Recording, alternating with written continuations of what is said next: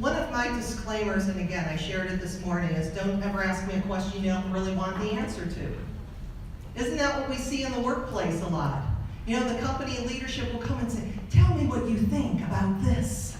And what they really want is they want affirmation. They don't really want feedback, they want affirmation that everything's good.